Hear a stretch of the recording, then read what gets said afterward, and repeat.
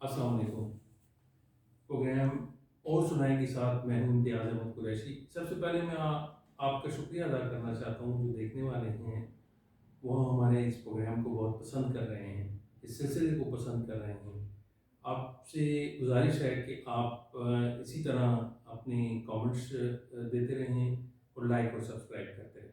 آج ہم جس شخصیت سے آپ کی ملاقات کروا رہے ہیں، نہ صرف بہت اچھے استاد ہیں، بہت اچھے ٹرانسلیٹر ہیں اور بہت اچھے شاعر بھی ہیں۔ ان کی شخصیت کے مختلف پہلو ہیں اور سب سے نمایاں جو ان کی شخصیت کا خاصہ ہے، انتہائی شفیق ہیں جونیئر کے ساتھ۔ میں صرف نہیں، ہمارے حلقہ احباب میں جتنے بھی جونیئر ہیں وہ ان کی اس شفقت سے ہمیشہ جو ہے فیضیاب ہوتے رہتے ہیں۔ شخصیت، کمال شخصیت، ضیاء الدین نعیم سر۔ جی سر، السلام علیکم۔ وعلیکم السلام ورحمۃ اللہ۔ بڑی خوشی ہو رہی ہے آپ یہاں آج میرے پاس ہیں، اور میں تو بڑی محبت رکھتا ہوں آپ سے، اور چونکہ خاصے عرصے سے میں فلم میں آپ کو دیکھتا ہوں، تو آپ کا جو رویہ وہاں ہوتا ہے اور آپ میں جو ایک سنجیدگی ہے ادب کی خاطر کچھ کرنے کی، تو اس کو ہمیشہ میں نے سراہا، اور آپ کے سامنے شاید اظہار بھی اس کا میں نے کیا ہو۔ تو بڑا اچھا لگ رہا ہے کہ آج آپ میرے پاس تشریف لائے ہیں۔ آپ جیسے نوجوان تو ہماری ادبی دنیا کا سرمایہ ہے۔ اللہ کرے کہ اور لوگوں کو بھی یہ توفیق حاصل ہو کہ وہ آپ جیسے سیلف لیسلی جس طرح اس کام کو سر انجام دیتے ہیں، تو ایسے ہی وہ بھی اس کام کو سر انجام دیں۔ سر بہت شکریہ۔ ہمیشہ کی طرح آپ نے کبھی کوئی موقع ایسا ضائع ہونے نہیں دیا کہ جس میں آپ جونیئرس کو موٹیویٹ نہ کریں، ان کی حوصلہ افزائی نہ کریں کسی نہ کسی حوالے سے بھی۔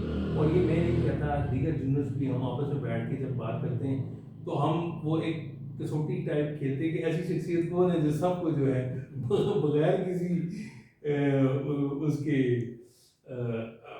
فائدے کے، بغیر کسی نفع کے، بغیر کسی مقصد کے، غرض کے جو ہے وہ موٹیویٹ کرتے رہتے ہیں، تو وہ آپ کا نام لیتے ہیں۔ یہ میں تو اپنی بات کر ہی رہا ہوں، لیکن جتنے جونیئرس ہیں ان کا آپ کے بارے میں یہ خیال ہے۔ عزیزم، وہ کہتے ہیں نا کہ جابر سلطان کے سامنے کلمہ حق کہنا جہاد ہے، تو میں اس کو تھوڑا سا یوں امینڈ کر کے لیتا ہوں کہ غیر جابر بھی کوئی انسان ہے، تو اور اس میں اگر کوئی اچھائی ہے تو اس کو ضرور اس کے سامنے بیان کرنا چاہیے کہ یہ اس کا حق ہے۔ ہم اصل میں تنقید کرنے میں، تنقید ان دا سینس کے برائیاں بیان کرنے میں، تھوڑے سے زیادہ نکتہ چینی کرنے میں تھوڑے سے زیادہ رغبت رکھتے ہیں، تو میں اس چیز کا قائل بھی ہوں اور سمجھتا ہوں کہ ہر انسان کو ایسا کرنا چاہیے کہ جھوٹ نہ بولے، لیکن اگر کسی میں کوئی خوبی ہے تو وہ ضرور اس کو بھی بتائے کہ اس میں یہ خوبی ہے۔ یہ میرا ایک وے آف لائف ہے، اس کو میں یوں درست سمجھتا ہوں کہ یہ اس کا حق ہے، اس کو معلوم ہونا چاہیے کہ اگر اس میں کوئی خوبی ہے تو اس سے بتایا جائے کہ اس میں یہ خوبی ہے۔ بہت شکریہ سر، آپ نے ہمیشہ ایسا یہی عمل آپ کا جو ہے وہ رہا ہے جونیئرس کے ساتھ بھی، سینئر کے ساتھ ویسے بھی آپ کے اچھا سلسلہ ہے اور اچھا معاملات چلتے ہیں۔ سب سے پہلے تو میں آپ کا شکریہ ادا کرنا چاہوں گا کہ آپ نے اتنی مصروفیت میں ہمیں ٹائم دیا، اور بلکہ قیمتی ٹائم دیا۔ پلیزر از آل مائن۔ بہت خوشی ہوئی مجھے، آپ کے ساتھ نشست ہو رہی ہے، اچھا لگ رہا ہے۔ اچھا سر، سب سے پہلے مجھے یہ بتائیں، شاعری کے حوالے سے، آپ کی شاعری ہم پڑھتے بھی رہتے ہیں اور سنتے بھی رہتے ہیں، آپ کے نزدیک جو ہے ادب کیا ہے؟ ادب اصل میں جب سے میں سمجھتا ہوں کہ انسان کی پیدائش ہوئی ہے، تو ظاہر انسان چونکہ گوشت پوشت کا مجموعہ ہے، احساسات کا مجموعہ ہے، تو اس احساس کو، اپنے جو اس کی فیلنگس ہیں ان کو ایکسپریس کرنے کا کوئی نہ کوئی ذریعہ ظاہر ہے کہ اس کی طبیعت کی فطرت کی ڈیمانڈ ہے.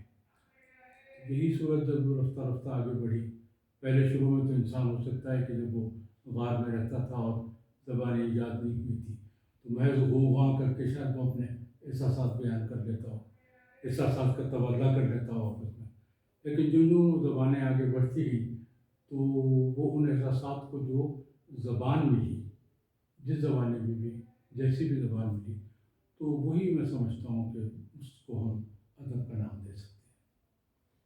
اچھا سر، کیا آپ مختصراً بتانا پسند کریں گے کہ آپ کا ادبی سفر کیسے اس کی ابتدا ہوئی اور اس طرف آپ آئے کیسے؟ اصل میں میرا جو گھرانہ ہے اس میں ہم یہ کہہ سکتے ہیں کہ شروع سے علمی اور ادبی جو ایک شغف ہے وہ موجود تھا. میرے جو والد صاحب، ایکچولی میرے والد صاحب اور والدہ صاحبہ حیدرآباد دکن سے ہجرت کر کے یہاں تشریف لائیں. تو حیدرآباد دکن کا بھی تھوڑا سا آپ کو علم ہوگا کہ وہ بڑی علمی اور ادبی جو کہیے کہ اسٹیٹ رہی ہے ہمیشہ سے. انہوں نے علم کی ترویج کے لیے حیدرآباد اسٹیٹ نے، حیدرآباد دکن جسے ہم کہتے ہیں، شروع سے بہت کام کیا. تو وہاں کے لوگوں میں کچھ فطری طور پر، قدرتی طور پر جو ذوق ہے علمی وہ پایا جاتا ہے. تو مجھے یہ ورثے میں ملا. والد صاحب خود جو ہیں وہ شاعر تو نہیں تھے، لیکن مجھے یاد ہے یہ 50s کی بات ہے کہ 50s میں ہمارے پاس، ہمیں جب میری پیدائش چونکہ بہاولپور اسٹیٹ کا ایک دارالخلافہ ہوتا تھا کوئی 150 سال پہلے، تو الہ آباد اس کا نام تھا. چھوٹا سا ایک مضافاتی علاقہ ہے وہ، تو وہاں آ کے ہم بسے تھے.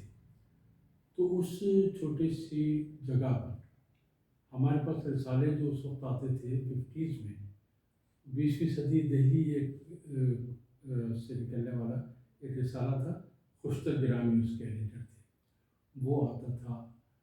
یہ نقوش ایک رسالہ تھا، محمد طفیل صاحب نکالتے تھے، وہ ہمارے گھر آتا تھا. کتابیں ہر طرح کی لٹریچر کی وہ ہمارے گھر میں موجود ہوتی تھی.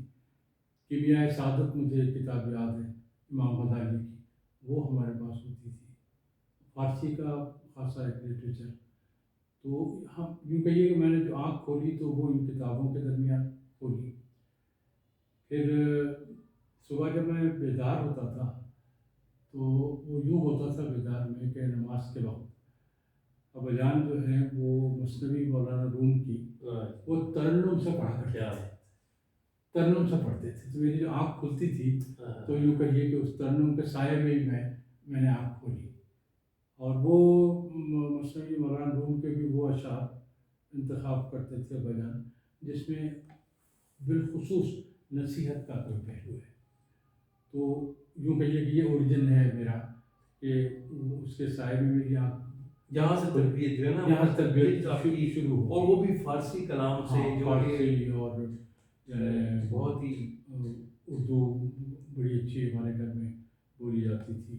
مجھے یہ بھی یاد ہے کہ شین قاف درست کرنے کا بڑا اہتمام تھا. میری امی بہت اچھا ان کا ذوق تھا، تو وہ مجھے غلط لفظ نہیں بولنے دیتی تھی. اور میں چھوٹا بھائی تھا، 4 بھائی، 3 بھائی مجھ سے بڑے.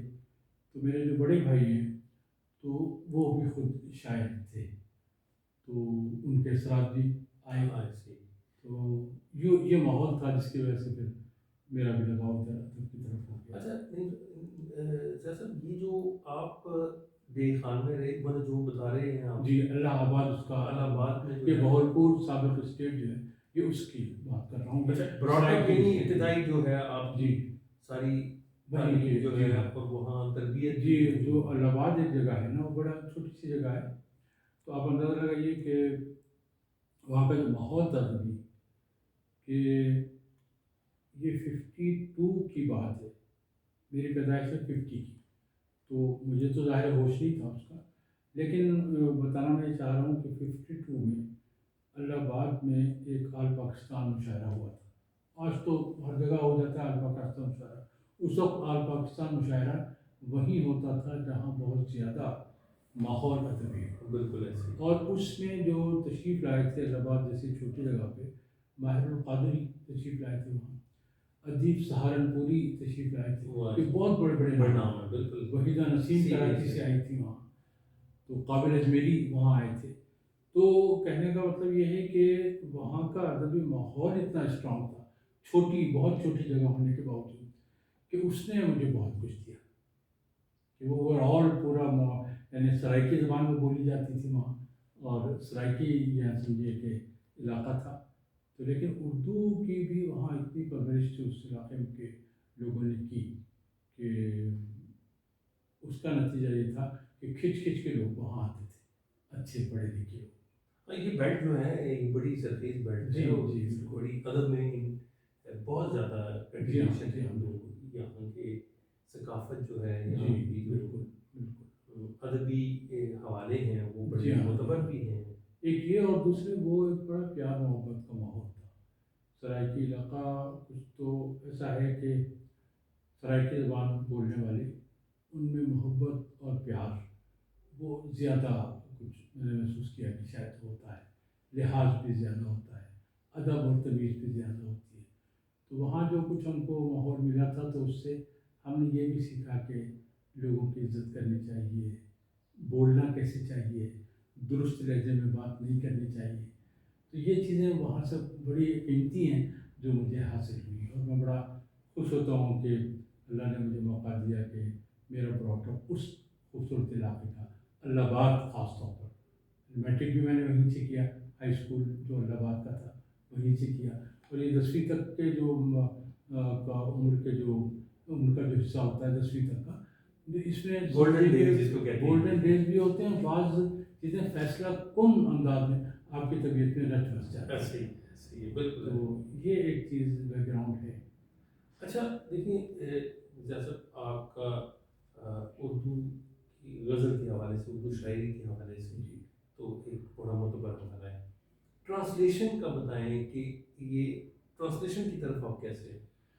ٹرانسلیشن امتیاز صاحب میرے ساتھ کچھ تھوڑا سا ہو سکتا ہے دوسروں کے ساتھ ویسے معاملہ ہو کہ ٹرانسلیشن میں بالارادہ نہیں کرتا عام طور پر, خاص طور پر شاعری کے حوالے سے. کوئی چیز, کوئی پیس جو شاعری کا ہے وہ مجھے بے طرح جب بھا جاتا ہے تو خود بخود وہ ٹرانسلیشن ہوتی چلتی ہے. میرے ساتھ یہ ابھی گزشتہ دنوں وہ فیس بک پہ میں نے دیکھی تھی, آپ نے ایک نظم کی تھی. ہمارے عابد سیال صاحب کی مثلاً ایک نظم تھی جو میرے بیٹے کے نام سے تھی. اس کے ساتھ بھی ایک سلسلہ ہوا کہ جب میں نے وہ نظم پڑھی تو وہ مجھے بہت اچھی لگی, اور تھوڑی دیر میں جب میں بالکل اس میں گم رہا, اور اس کے بعد پھر وہ ٹرانسلیشن خود بخود اس کی ہو گئی. اختر سلیمی صاحب کی ہرو کا نام. اچھا, وہ نظم اتنی زیادہ مجھے میں نے اس نے متاثر کیا کہ میں نے کئی بار اس کو پڑھا, اس کے بعد خود بخود میری طبیعت آمادہ ہوئی کہ میں اس کو ٹرانسلیٹ کروں. تو میرے ساتھ کچھ اس طرح کے اندر سے کوئی آواز آتی ہے, اندر سے تحریک اٹھتی چاہتا ہے کہ میں اس کو ٹرانسلیٹ کروں, اور وہ میرے لیے بڑا آسان ہو جاتا ہے سلسلہ. یہ ہوتا ہے. آپ نے کوئی باقاعدہ طور پہ کوئی کتابیں یا کوئی ناول یا اس قسم کی, یا صرف شاعری کی یہی جب آپ کا مزاج کے مطابق؟ ہاں, میں نے شاعری کی ہے, اور میرا جو ایک شاعری میں خصوصی میدان ہے وہ حمد کا ہے, حمد گوئی کا. اس کے بعد پھر نعت گوئی بھی میرا یعنی ایک فیلڈ ہے کہ میں باقاعدہ طور پر حمدیں بھی کہتا ہوں, نعتیں بھی کہتا ہوں. اور جو اس سلسلے میں جو کانفرنسز ہیں, ابھی ریسنٹلی 30 تاریخ کو کراچی میں ایک عالمی حمد و نعت کانفرنس ہوئی تھی, تو اس میں انہوں نے مجھے انوائٹ کیا تھا کہ میں وہاں مقالہ پڑھوں. تو میرے مقالے کا عنوان تھا کہ اردو شاعری میں حمد کا تناسب اور اس کے فروغ کی اہمیت. تو وہاں وہ مقالہ میں پڑھ کے آیا, وہاں سے ابھی 3 تاریخ کو واپس آیا تھا. تو یہ بھی ایک میرا الگ سے فیلڈ ہے کہ اس میں بھی میری دلچسپی بہت زیادہ ہے, اور میں وہ بلایا بھی جاتا ہوں میں, اور میں تقاریر وغیرہ بھی کرتا ہوں, مضامین بھی پڑھتا ہوں. یہاں بھی ایسا ہے سلسلہ کہ مضمون لکھنا, مضمون پڑھنا, مختلف موضوعات پر جوش کے سلسلے میں کوئی بات ہے، کبھی قائد اعظم پر کوئی تقریر کرنی ہے، اکیڈمی والے بلاتے ہیں، کلیدی خطاب کے لیے بھی مجھے بلاتے ہیں. پچھلے سال کی بات ہے شاید، یا اس سے پچھلے سال کی، کہ قائد اعظم پر تقریر ہوئی تو کلیدی خطاب کے لیے انہوں نے مجھے بلایا. تو یہ بھی فیلڈ اوور آل بھی سمجھیے کہ سارا دلچسپی کا میدان. اچھا مجھے یہ بتائیں کہ آپ کتنی زبانوں میں آپ نے کہا شاعری، کتنی زبانوں میں آپ کی جو ہے وہ منظر عام پہ آئی؟ جی، اردو کے علاوہ جو سرائکی ہے وہ اس میں بڑے مزے سے کہہ لیتا ہوں، اور انگریزی میں بھی شاعری کی ہے، پنجابی میں شاعری کی ہے. تو یعنی یوں کہیے کہ سرائکی، پنجابی اور اردو، اور ٹو سم ایکسٹینٹ انگریزی میں بھی. سرائکی میں تو یوں کہیے کہ اللہ کے فضل سے مجھے کچھ ایسی قدرت حاصل ہے کہ اکیڈمی آف لیٹرس نے اقبال کی مختلف منتخب نظمیں تھیں تو ان کا ترجمہ انہوں نے کرایا 8 پاکستانی زبانوں میں. تو ان میں سرائکی کے ترجمے کے لیے انہوں نے مجھے منتخب کیا تھا، تو وہ چھپ چکا ہے سرائکی میں ترجمہ اقبال کی منتخب نظموں کا. آپ جانتے ہیں کہ اقبال اصل میں اتنی بلند سطح پہ کھڑا ہے، فکر کے اعتبار سے بھی اور اپنے ڈکشن کے اعتبار سے بھی اور اپنے لہجے کے اعتبار سے بھی، کہ اس کو ٹرانسلیٹ کرنا آسان کام نہیں ہے. بالکل درست. تو مجھے اس کو ٹرانسلیٹ کرتے ہوئے ایک تو یہ احساس ہوا کہ جو سرائکی زبان ہے اس میں بڑی وسعت ہے. یعنی مجھے سرائکی زبان میں اس کو ٹرانسلیٹ کرتے ہوئے محنت تو نیچرلی کرنی پڑتی ہے، وہ تو لازمی بات ہے، لیکن یہ کہ مجھے یہ احساس ہوا کہ سرائکی زبان کا دامن بہت وسیع ہے، اور میں وہ سب کچھ جو اقبال کہنا چاہتے تھے یا اقبال نے کہا اس کو میں گویا اس کی عکاسی کر سکا، اور سرائکی زبان میں اس کو گویا بیان کر پایا. تو یہ بھی ایک تجربہ بڑا اچھا رہا. یہ تراجم میں سر یہ کسی بھی چیز کی، کسی بھی زبان کو جی. دوسری زبان کے قالب میں ڈالنے کے لیے یہ بہت اس ٹرانسلیٹر کے لیے بڑا چیلنج ہوتا ہے جی کہ وہ اصل روح جو ہے جی وہ ٹرانسلیٹ Exactly. کرنے میں کامیاب جی ہو جی جائے. بالکل. تو آپ نے جیسے کہا کہ سرائکی زبان ایک جی. رچ زبان جی ہے، ہاں بالکل.